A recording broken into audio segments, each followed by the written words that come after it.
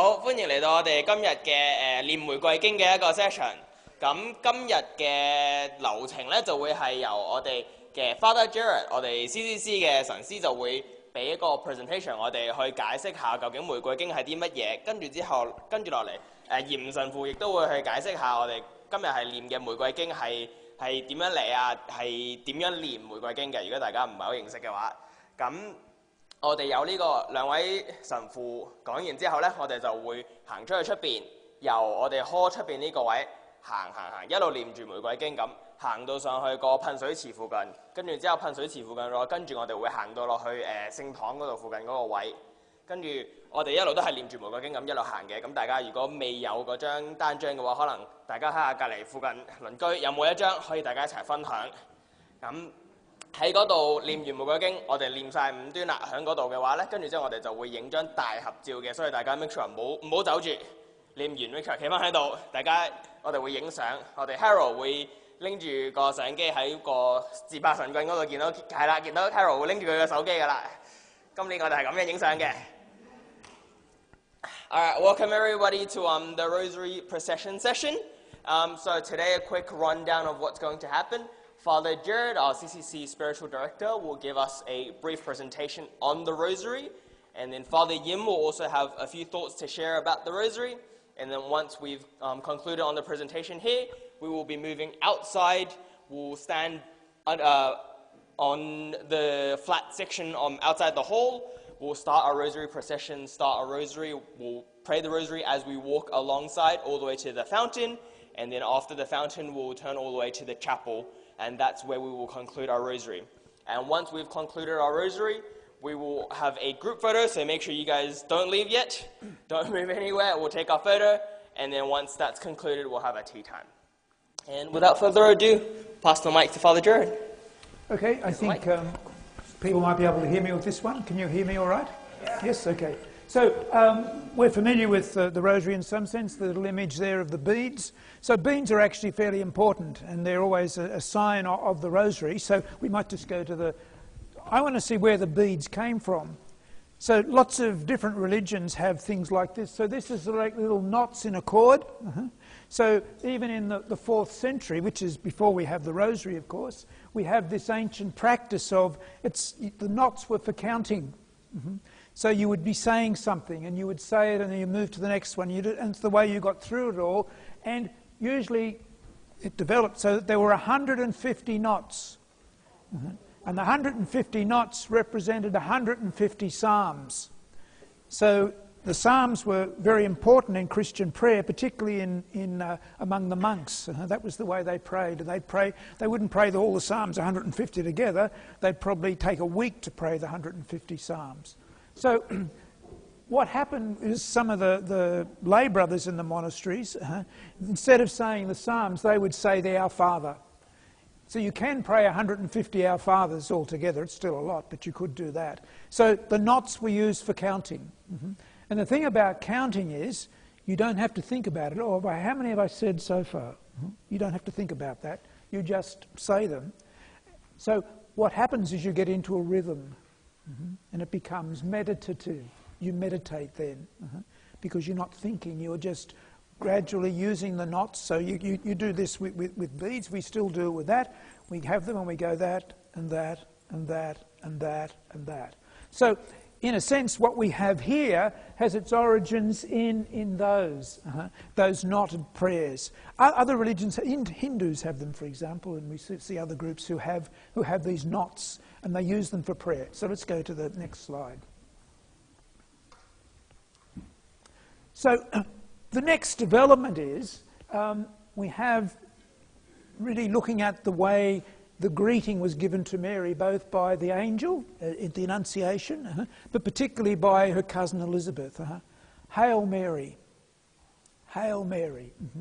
So in the Eastern liturgies, so that's the liturgies around Greece and what's today Greece and Turkey and those sort of countries, that focus on Mary and the Hail Mary, as we would call it, from about the 5th century, that becomes an important part of their prayer as well.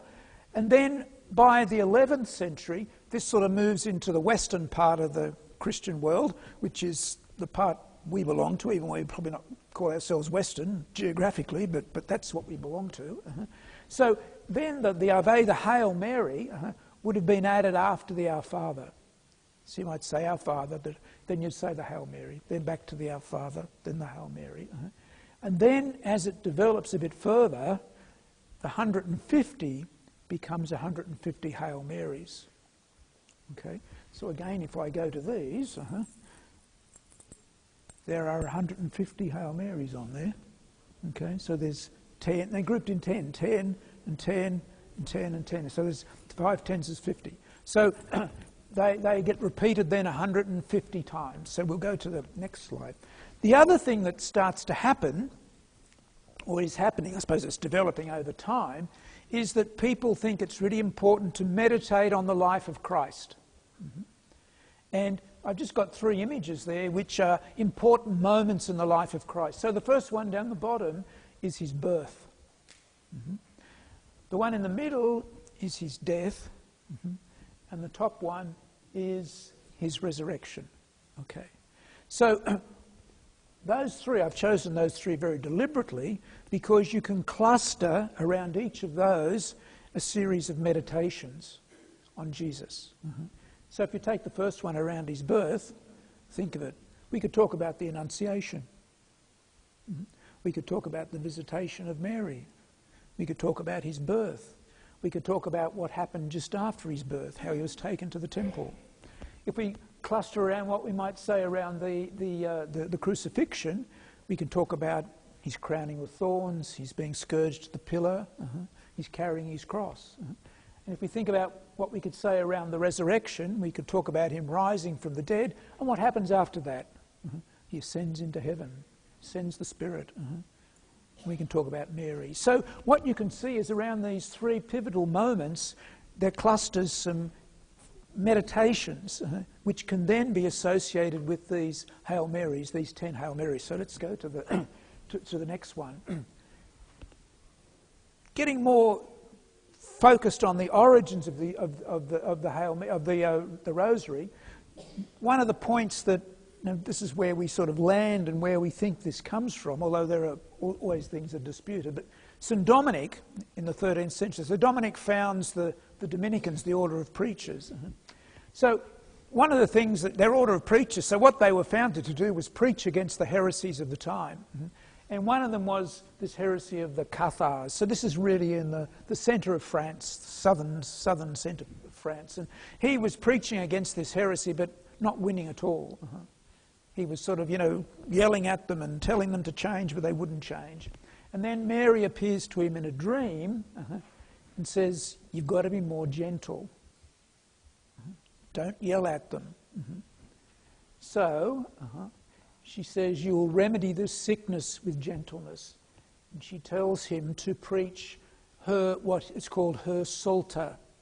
Now, the Psalter refers to the Psalms, but what she's referring there to is the 150 Hail Marys. And that's where we get our rosary, the 150 Hail Marys. So Dominic does that, and he eventually converts the Cathars by means of the rosary. So that's the 13th century. But if we go to the next slide, where in the 16th century now, we have this famous battle called the Battle of Lepanto. So this is sort of in the Mediterranean, over near Greece. And we'll go to the next one too, David. Yeah. So 1571, this is a fight between, as it were, the Western Mediterranean and the Eastern Mediterranean. So it's I suppose, the remnants of the Roman Empire, but particularly it's against the Ottoman Empire, who were gradually heading westward. And they want to try and stop them doing that. So Pius V, who was the Pope at the time, he encourages the faithful to petition the Blessed Virgin Mary by praying the Rosary so that they might win that battle. And they did. They prayed the Rosary and they won the battle. So people attributed the winning of the battle to the praying of the Rosary. So Pius V then, after the battle was successful, he created a new feast in the Roman calendar of the 7th of October, and it was called Our Lady of Victory. Interesting about Pius V, he was a Dominican. So he was one of the ones who'd sort of received the sort of thing that Dominic had got from Our Lady of Lourdes there. And if you look at the image of him there, you can see the rosary beads just at the bottom of the image there. Then, sometime later, Gregory XIII changes the name to the Feast of the Holy Rosary. And if you know anything about your feasts, the 7th of October will ring some bells for you. Okay, let's go to the next slide. The other thing that happens is that often you get different ways of people trying to do this meditation that I talked about on the life of Christ. So here's an example of what was called a picture rosary from a thing called Our Lady's Psalter. So we're in the 15th century. I'm just going back in time a bit here. But what you basically have there is the joyful mysteries of the rosary. So you can see them very well, but the top left-hand corner, that looks like the Annunciation. That looks like the Visitation. Down in the bottom left-hand corner, that looks like the Nativity, the birth of Jesus. That looks like the presentation in the temple.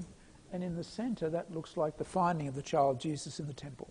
So see what they're doing? So they're trying to, but it's called a picture rosary because this was part of the way they meditated on that. But what we have here then are our 5 joyful mysteries of the rosary. If you recall the slide I have, just hit number 4. Yeah, hit number 4 and no, just... okay, I'll hit 4 and hit enter. Can't do. Enter. Nope, sorry. Go back. 4 enter. So these are reflecting my images here. So that bottom one is really what becomes the joyful mysteries. Okay, just go back to 8. Hit 8 and go in there. Not 8, 6. So they're our joyful mysteries. So we'll just go to the next one, David. So we have the sorrowful. I don't have any images of that rosary book for this one, but here I've got an image of, this is from Rembrandt, of the Jesus carrying his cross. But here you can see this is the centre picture I had there before. So we've got the agony in the garden, the scourging at the pillar, the crowning with thorns, the carrying of the cross and the crucifixion. So that represents one circle of these. And the idea is that you say your Hail Marys and you just, with the knots, you just go through them and you meditate on those things there. You don't have to be distracted by that. Let's go to the next one. So this is the last lot, which is the glorious mysteries. The images don't quite work here, which suggests that, you know, at that period in the 15th century, they hadn't been worked out the way we have them. So if you look at what we have here, that on the top left-hand corner certainly looks like the resurrection. The one on the top right, that's a typical sign of the ascension, where all you get's the feet of Jesus at the top in the clouds. Then, if you go to the bottom right, that looks like the Assumption. It's the death of Mary, really. And these two here are a bit hard to work out. But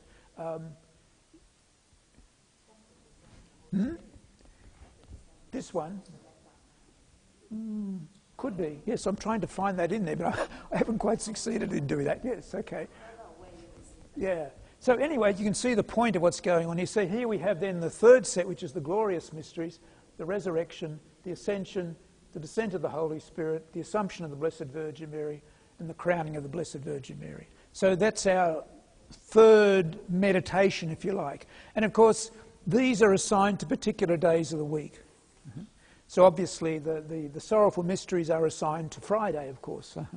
So these will be said on Saturday. Go to the next one, David. Now here we have something which is a bit new. This is another group called the Luminous Mysteries. They only exist since 2002. They're very recent. Pope John Paul II instigated those. So again, we have our 5 tens of Hail Marys. The baptism of Jesus in the Jordan, the wedding at Cana, which is what that image there is. The proclamation of the kingdom, this is Jesus' preaching. The transfiguration, and then the institution of the Eucharist. So that's, as it were, still filling out this mystery of Christ. We'll go to the next one. When it comes to praying the rosary, my experience is that everyone does it differently. Okay? Not quite sure how we're going to do it today. We'll have to be told how we make sure we do it the same. But so in my family, when we prayed the rosary at night time, on the cross there, we would say the Creed. Then with the first bead, with the single bead, we'd say the Our Father. Then we'd say those 3 Hail Marys, and then we'd say the Glory be to the Father, and then we'd move to the first 10, and we go around and oops, back 1. That's it. So we just move that till we get to the 5, and then when we get right to the end, we'd say some other prayers, the Hail Holy Queen, for example. But that just gives you a bit of a sense of where it's come from. But I think there are a couple of things to point out here. One is that when we're praying the Rosary, the meditative thing, so it's meditating on the life of Christ, but the way we do it, with the beads and repeating the Hail Marys, the repetition is about the rhythm that we create for this, which frees our mind to meditate. We don't have to sort of think about, I'm up to 6 or I'm up to 7. We just keep doing it. And that's all part of, it's a bit what people call a mantra. If you keep saying the thing over and over again, the Hail Mary, one after the other, you get into the rhythm of this and you actually free your mind to be open to the mystery and to meditate on the mystery and receive what God gives you there. But that's enough from me for the moment, so Father Yim. 好 ，Father Carey 講嘅有冇唔明啊？即係明晒啦，明晒唔使講噶咯，因為佢講成篇論文噶啦已經。啊，玫瑰經的起源、玫瑰經的意義、玫瑰經嘅重念方法，啊講晒噶啦已經。咁我都冇乜嘢講噶啦。啊，我覺唔使啦，嘥時間啦。係，我唔使講中文噶啦。美麗的玫瑰經，玫瑰經係非常美麗的。點解咁美麗咧？咁咧頭先神父講咗個歷史噶啦。好初期點解開始念玫瑰經？冇念玫瑰經呢樣嘢嘅，係啲苦修士咧，每日咧都要祈禱啦。祈禱用咩？用聖詠150篇。咁但係你要識字先得噶嘛。咁嗰陣時唔係個個都有書讀噶嘛，係嘛？或者啲人懶啊，讀書唔用功啊，咁啊唔識字，咁點啊？咁咪練唔到咯，係嘛？練唔到，於是乎咧就改咗個方法，就唔用聖詠念聖詠，就念天主經，就一樣念150篇，代替咗聖詠，咁樣開始嘅。咁後來轉咗用玫瑰，用咗聖母經，咁後來一路轉變一路加，所以聖母玫瑰經係美麗。好啦，祈禱咧，其實玫瑰經係做咩？祈禱係咪？祈禱有幾多種方法？3種 ，OK。第一種口禱，即係我哋成日話念經就口禱，用個口去噏念啲經。仲有咧，心禱唔噏嘅 meditation 靜嘅去默想去反省。第三種長，將1加埋2叫連禱即係話你個口去念。不過唔係淨係念，口誦心為，咁一樣念嘅時候咧，你就去反省去思。玫瑰經就啱啱係第3樣嘅祈禱，口誦心為。所以每一段玫瑰經就頭先神父講咗啦，都有一個奧蹟，將耶穌嘅奧蹟加咗入去個祈禱入邊。歡喜一端，聖母領報，係咪？咁所以當你念一端嘅時候，咪就係唔係就係念一篇天主經、10篇聖母經、光榮經念完。係點啊？當你念嘅時候做咩？係默想一路念嘅時候，你就諗下聖母領報嘅時候係點嘅咧？有咩咁特別咧？喺聖母領報度提醒咗你啲乜嘢咧？最緊要乜嘢？聖母領報當你諗到聖母領報，最緊要嘅乜嘢？係咯，信德啊嘛。聖母話：主嘅婢女在此，願照你嘅話去成就。所以當我念第一篇聖母領報嘅時候，我哋一路念一路求咩？求信德，因為我哋唔夠信德，係咪？痛苦一端，耶穌生完祈禱，求咩？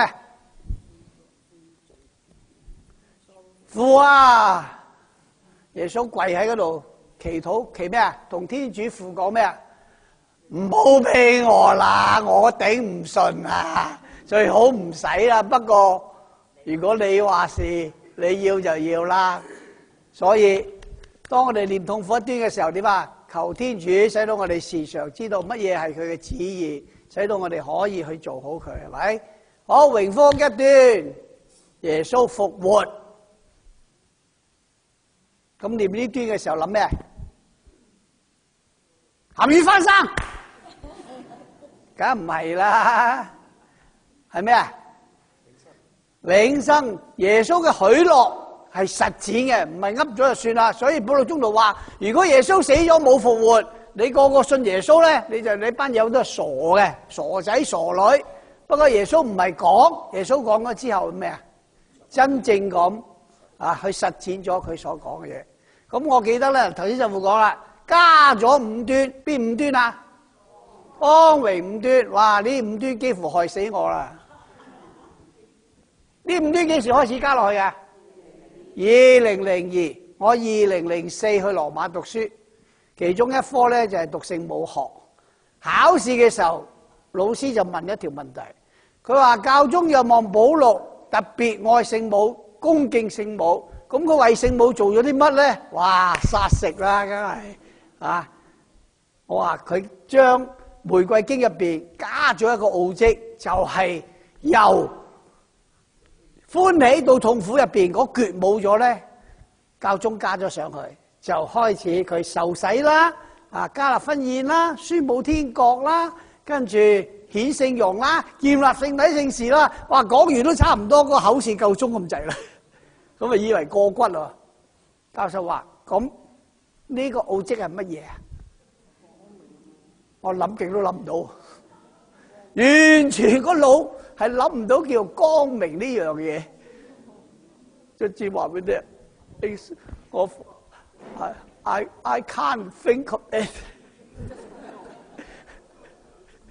啊！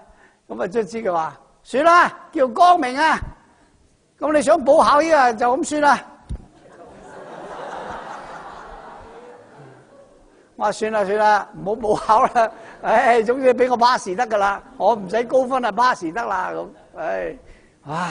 真係嗰啲汗啊，真係大汗搭濕汗，真係卒之啊過咗骨啦，就係光明。